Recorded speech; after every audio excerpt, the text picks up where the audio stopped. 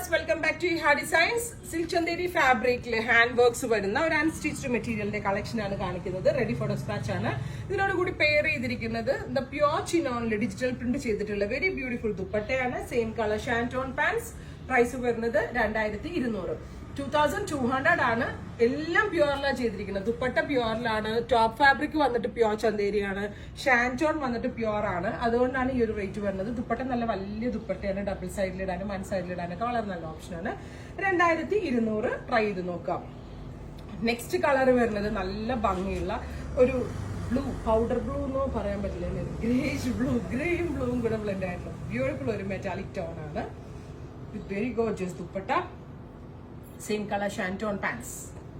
അടുത്തത് mustard yellow ആണ്. നല്ലൊരു ഹൽദി യെല്ലോ കളർ. നല്ല രസം ഉണ്ടാവും ഇത് ഹൽദിക്കൊക്കെ വെയർ ചെയ്തിട്ടുണ്ടെങ്കിൽ.